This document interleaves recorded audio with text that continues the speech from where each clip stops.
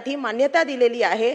त्यापैकी जर 2 ते 3 टीएमसी पाणी हे आमच्या मांजरा धरणामध्ये या प्रकल्पातून वळवण्यात आलं इंट्रा बेसिन एक्सपोर्टच्या माध्यमातून, तर आमच्या मांजराला नक्कीच पाणी मिळेल। केज आणि अंबाजोगाई शहर ह्याला पिण्याच्या पाण्याचा अत्यंत कमतरता आहे।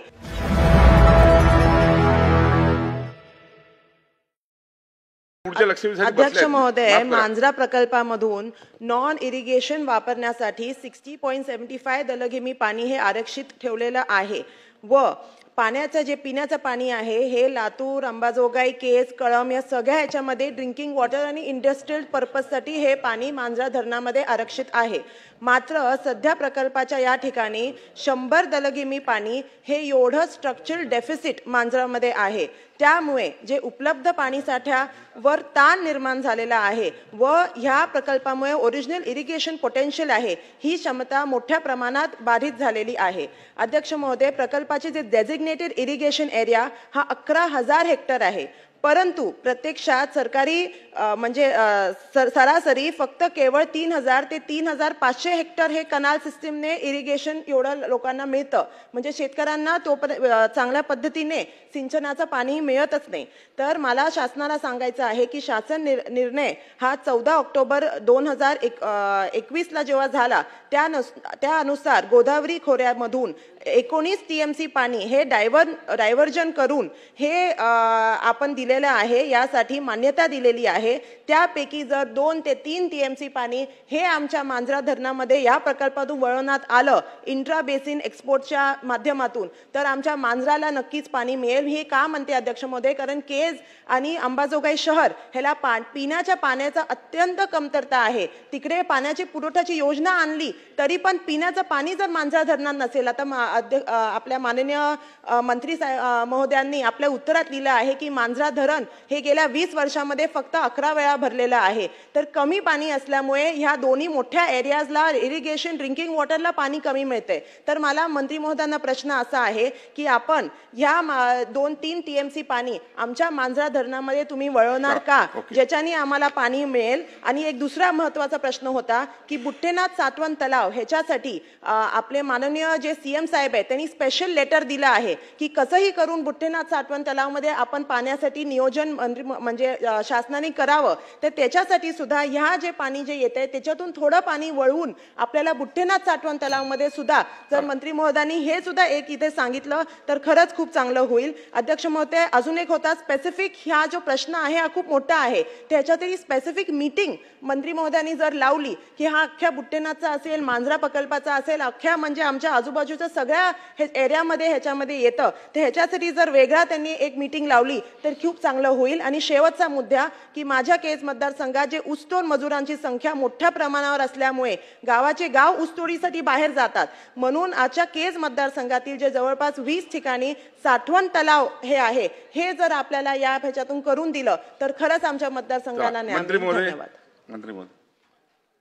अध्यक्ष महोदय, खरं म्हणजे अनेक वर्षाच्या या भागातील शेतकऱ्यांना मांजरा प्रकल्पातून जे पाणी देण्याची व्यवस्था करण्यात आली, 29,000 हेक्टरचं क्षेत्र या मांजरा प्रकल्पाचं आहे। आणि आता सन्मान्य सदस्यांनी सांगितल्याप्रमाणे हे नेहमी तुटीचं राहिलेलं आहे धरण। पाणी त्याच्यामध्ये पावसाच्या अवलंबित असं पावसाचं दुर्भिक्ष असल्यामुळे वाटतं धरण बांधल्यापासून वाटतं 30-40 अर्ध्या वेळातच भरलं आहे। अध्यक्ष महोदय, सन्मान्य सदस्यांनी सांगितलं ते गोदावरी खोऱ्यातलं जे 16 टीएमसी पाणी जे अनुज्ञ आहे असं ते सांगतायत। मी उत्तरात सांगितलं की ते त्याच्यामध्ये प्रत्यक्ष 14 टीएमसी पाणी मिळणार आहे आणि ते सुद्धा कमिटेड वॉटर आहे लेंडी वगैरे या काही प्रकल्पासाठी। आणि म्हणून मांजरा खोरा आणि गोदावरी खोरा जे 2 स्वतंत्र खोरे आहेत, तथापि शेवटी पिण्याच्या पाण्यासंदर्भात आपण पुरे स्ट्रक्चर उभे केलेले आहेत, शासनाने एवढा खर्च केलेला आहे, धरणं बांधलेली आहेत।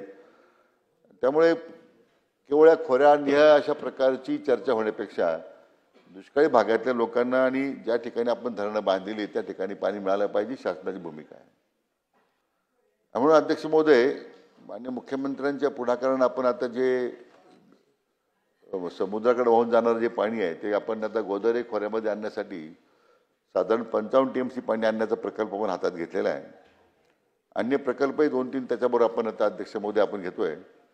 त्यामुळे ही गोदावरी खोऱ्यातली तूट भरून काढण्यासाठी हे अतिरिक्त पाणी आता देशामध्ये उपलब्ध होत आहे. त्याचबरोबर जायकवाडीच्याही मधून पाणी जे माजलगावला जात आहे त्यातूनही काही सुधारणा करून आपण पाण्याची गळती थांबवून अतिरिक्त पाणी आपल्याला माजलगावमध्ये देता येईल का अशा पद्धतीने अध्यक्ष महोदय सर्वेक्षण कार्यवाही आपण करतोय. आता प्रश्न ह्या मांजरा खोऱ्यामध्ये पाणी देण्याचा प्रश्न आहे की ज्याच्यामध्ये सध्याच्या पाणी वाटपामध्ये पाणी उपलब्ध होताना दिसत नाही. तथापि एक 2-3 पर्याय मी अध्यक्ष महोदय त्याच्यामध्ये शोधतोय की ज्यामध्ये एक हाय लेवल बॅरेज आहे, त्यातून पाणी उचलून आपल्याला साधारण 90 किलोमीटरची पाईपलाईन करावं लागेल. त्यातून मग हे बोटी काय त्याचं नाव बोटीनाथ तलावामध्ये त्याचा अंतर्गत काही समावेश करून त्याला पाणी देता येईल का. परंतु थेट मांजरा खोऱ्यामध्ये पाणी जर आणू शकलो उपसा सिंचन योजनेतून तर तो एक आपल्याला अध्यक्ष महोदय प्रस्ताव आपल्या त्या बाबतीमध्ये निश्चितपणे विचार करता येईल. दुसरा अध्यक्ष महोदय जो आता निम्न तेरणा प्रकल्पाला जी आता मंजुरी मिळाली काम झाले 60 TMC पाणी त्यामध्ये आलेलं आहे. तथापि या फ्लड डायव्हर्शनचं जे पाणी अतिरिक्त मिळणार आहे आपल्याला आता हे सगळे प्रस्तावित योजना आहेत असं अध्यक्ष महोदय. पण ते जर पाणी आलं तर मला वाटतं मांजरा धरणाचं बहुतांशी काम त्यातून आपल्याला भरण्याचं काम करता येईल. आणि म्हणून काही तातडीच्या उपाययोजना आहेत आणि काही दीर्घकालीन उपाययोजना आहेत अध्यक्ष महोदय त्या आपल्याला कराव्या लागतील.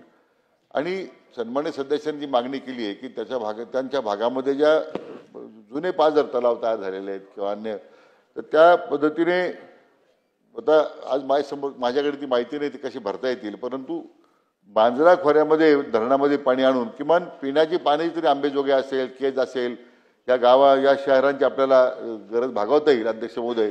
या दृष्टीने निश्चितपणे एक सकारात्मक विचार आपण करू. शेवटची मागणी त्यांनी जी केलेली आहे की याच्यामध्ये शासनानं या संदर्भात पूर्ण या योजना पूर्णत्वाला जाण्याकरता जे नियोजन करण्यासाठी जी बैठक घ्यायची अध्यक्ष महोदय ती घेतली जाईल.